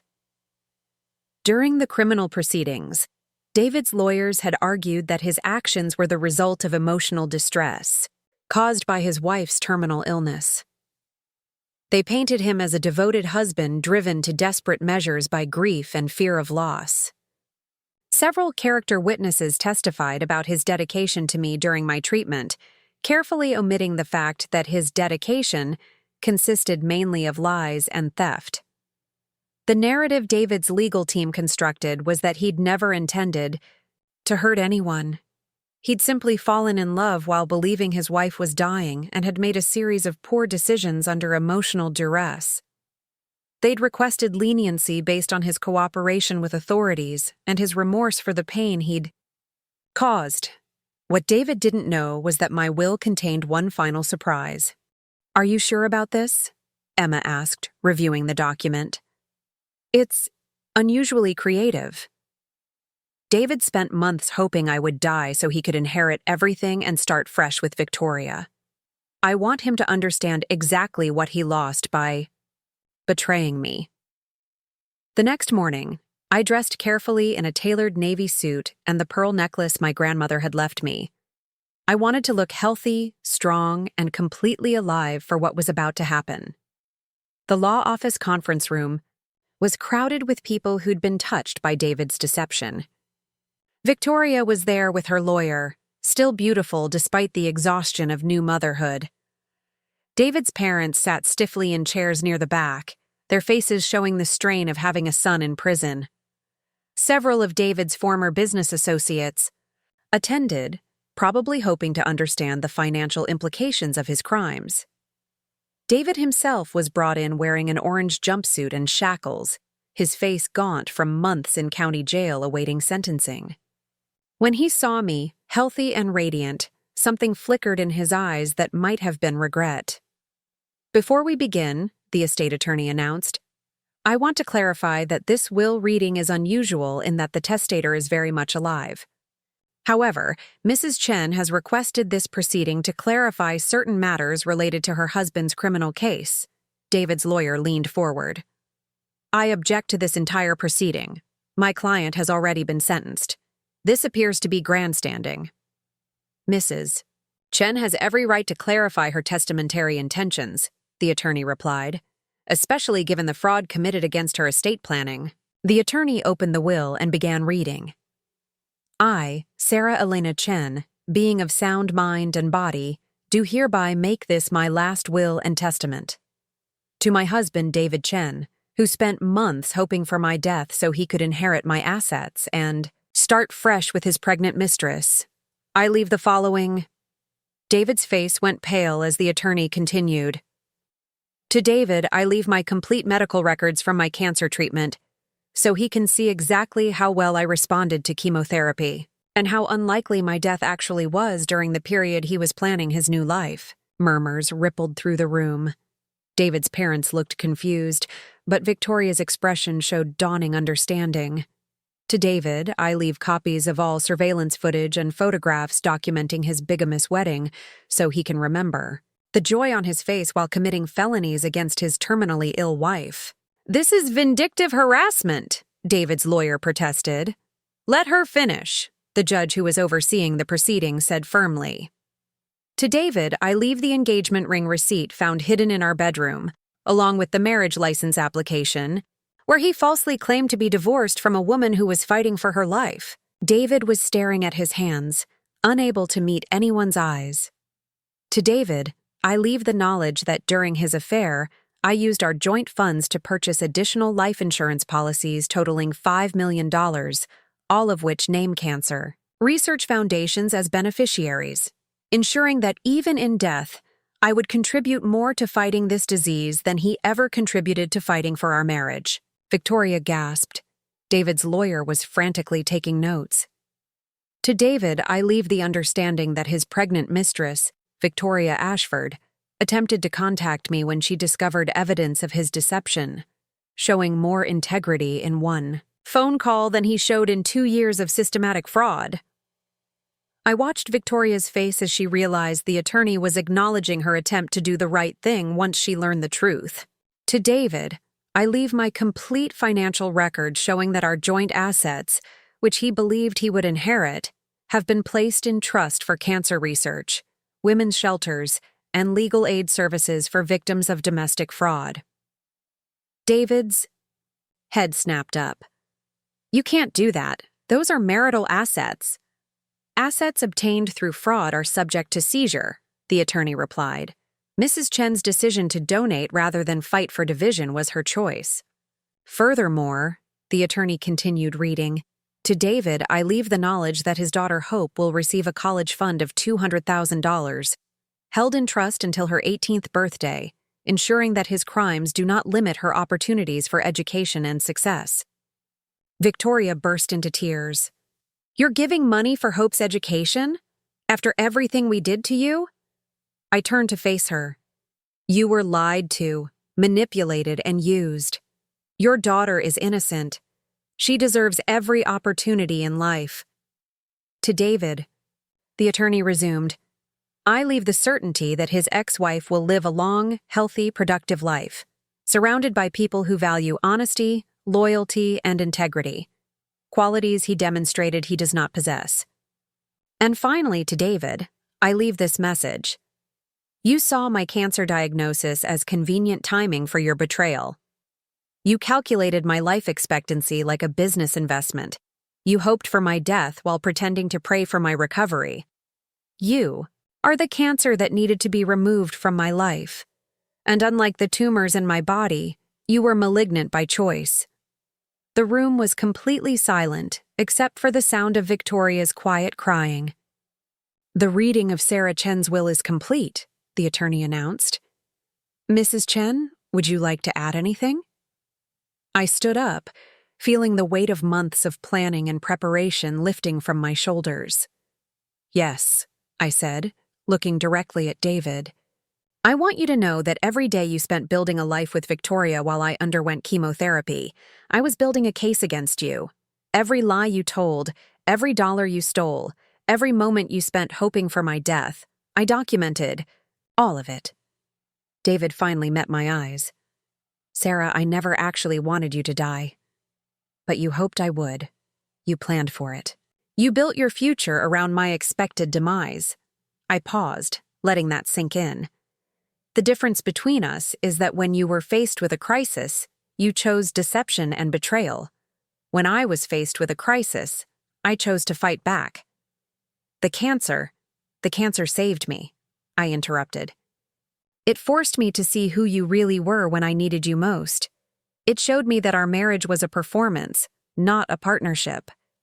It gave me the clarity to document your crimes and the strength to survive your betrayal.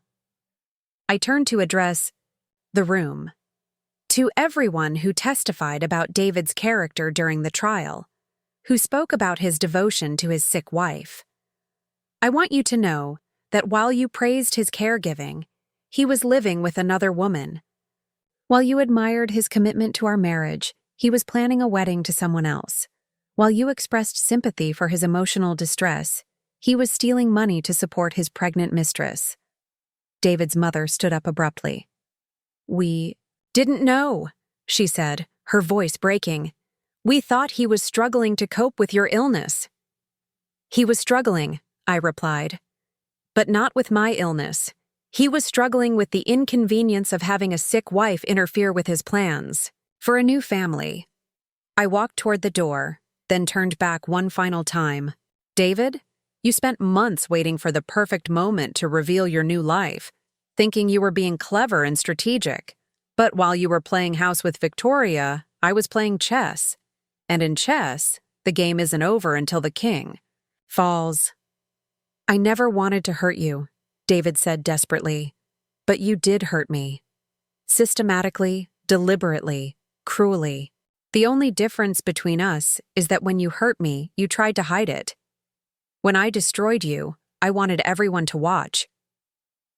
As I left the conference room, I could hear David's lawyer explaining the implications of the will reading. The money David had counted on inheriting was gone. The assets he'd planned to use for his fresh start were donated to causes that would prevent other women from suffering what I'd endured. His daughter would be provided for, but through my generosity, not his inheritance. Outside the law office, Victoria caught up with me in the parking lot. "Sarah, wait," she called, hurrying toward me with her baby in a carrier. I turned to face her, this woman who'd unknowingly been part of David's plan to erase me from existence. "I don't know how to thank you," she said, tears streaming down her face. "The college fund for hope, the way you protected me during the investigation. I don't deserve your kindness." "You were a victim too," I replied. "David lied to you just as much as he lied to me. The only difference is that you had the courage to confront the truth when you found it. I should have questioned his story about you dying. I should have insisted on seeing death certificates, on visiting your grave. But I was so happy, so in love, that I didn't want to ask difficult questions." I looked down at Hope, sleeping peacefully, in her carrier. She had David's dark hair but Victoria's delicate features, and she was beautiful in the way that only innocent children can be. "She's going to need you to ask difficult questions," I said. "David will eventually have visitation rights. He'll try to manipulate her the way he manipulated us. You'll need to teach her to trust her instincts and question people who ask her to keep secrets. How do I explain to her what her father did? Age appropriately and honestly. Children can handle truth better than they can handle lies. Don't. Make her figure out on her own that her father is capable of deception." Victoria nodded, wiping her eyes. "The nursing program I'm starting, I want to specialize in oncology, to help other women going through what you went through." "That's beautiful," I said, meaning it. "Sarah, can I ask you something? Do you think David ever really loved me? Or was I just convenient for his plan?" I thought about the surveillance footage of David's face during their wedding ceremony, about the genuine joy I'd seen when he felt the baby kick, about the way he'd looked at Victoria with what seemed like real affection. "I think David is capable of loving people when it's easy," I said carefully. "When they fit into his plans, when they don't challenge him, when they make his life better without requiring sacrifice from him. The question isn't whether he loved you. It's whether that love would have survived the first real test. Like, your cancer was a test of his love for you? Exactly. And he failed spectacularly." Victoria shifted the baby carrier and looked back toward the law office where David was being led back to the transport van. "I keep thinking about all the plans we made," she said. "The house we were going to buy, the family vacations, the life we were building. It was all based on money he planned to inherit when you died. But you're building a real life now," I pointed out. "Based on your own work, your own goals, your own strength. That's more valuable than anything David could have given you." 6 months later, I received my first postcard from Victoria. She'd graduated from her nursing program and been accepted into an oncology residency at a prestigious hospital. The photo showed her in scrubs, holding Hope, now a chubby, smiling toddler, outside the hospital. "Starting my new career tomorrow," she'd written on the back. "Hope and I are doing well. Thank you for showing me what real strength looks like." Emma and I had lunch that day at our favorite restaurant, the same place where we'd planned David's downfall over a year earlier. "Any regrets?" Emma asked, reviewing the newspaper article about the latest fraud prevention legislation that had been inspired by David's case. "About destroying David? None. About the marriage? I regret not seeing the signs earlier, but I don't regret the experience. It taught me what I actually want in a partner." "And what's that?" "Someone who sees my strength as an asset, not a threat." Someone who wants to face difficulties together, not run away to easier options. Someone who chooses me not just when I'm convenient, but especially when I'm not. Have you found that person? I smiled, thinking about the coffee date I had planned for that weekend with Dr. Martinez's colleague, an oncologist who'd read about my case and reached out to discuss cancer advocacy work. Someone who understood that surviving cancer didn't make you damaged, but rather made you incredibly strong. I'm working on it, I said. My phone buzzed with a text from Patricia, who'd become a friend during our months of surveillance work. She'd sent a photo of David leaving prison after serving 18 months of his sentence. He looked older, grayer, beaten down by the consequences of his choices. Thought you should know, her message read. David was released yesterday. His parole officer says he's been assigned to a halfway house and required to attend therapy for narcissistic personality disorder. I showed Emma the photo. David looked like a man who'd lost everything, which, technically, he had. How do you feel seeing him like that? Emma asked. I studied the image of my ex-husband, this man who'd once been so confident in his ability to manipulate and deceive, now reduced to a convicted felon dependent on court-mandated support systems. I feel like justice was served, I said. Not revenge, justice. David made choices that hurt multiple people, and he faced appropriate consequences. Now he has the opportunity to become a better person, but that's his responsibility, not mine. And if he tries to contact you, he won't. The restraining order is still in effect, and David's learned that underestimating me is expensive. That evening, I sat in my garden reading the latest update from the Cancer Research Foundation that had received the bulk of my donated assets. They'd used the money to fund a study on supporting cancer patients through family crises, research that might help other women recognize and address domestic betrayal during medical treatment. My phone rang. Dr. Martinez. Sarah, I have wonderful news. The Research Foundation wants to name their new patient advocacy program after you, the Sarah Chen Foundation for Cancer Patient Support. Would you be willing to serve as the founding director? I looked around my garden, at the flowers that had grown back stronger after harsh pruning, at the trees that had survived the winter and were now flourishing in spring sunshine. I'd be honored, I said. After I hung up, I pulled out the journal I'd been keeping since my diagnosis. The early entries were filled with fear, confusion, and growing suspicion about David's behavior. The middle entries documented the investigation, the surveillance, the legal planning. The recent entries focused on healing, rebuilding, and moving forward. I wrote one final entry. David thought my cancer made me weak, dependent, desperate for whatever scraps of attention he chose to give me. He was wrong on every count. Cancer made me strong enough to face hard truths. Chemotherapy gave me the clarity to see through his deceptions. Fighting for my life taught me to fight for myself. David calculated that a sick wife was manageable, controllable, grateful. He failed to account for the possibility that a sick wife might also be intelligent, strategic, and absolutely ruthless when betrayed. The cancer is gone. The marriage is over. The man who tried to erase me from my own life has been erased from society until he can prove he's learned to value honesty over convenience. I am alive, healthy, free, and surrounded by people who choose to love me not despite my strength, but because of it. David spent months waiting for the perfect moment to reveal his new life. I spent months planning the perfect moment to destroy his. The difference between us is that I succeeded. I closed the journal and placed it on the shelf next to my medical records, my legal files, and the framed photo from my last chemotherapy session. A picture of me, bald and thin but smiling, holding a sign that read, "Cancer Survivor." Tomorrow I would start my new job at the foundation, helping other cancer patients navigate the complexities of treatment while protecting themselves from those who might see their illness as an opportunity for exploitation.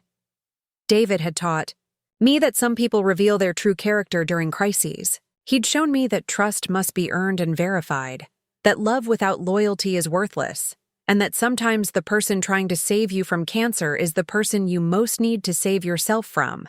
But most importantly, David had taught me that underestimating a woman fighting for her life is the most dangerous mistake a man can make.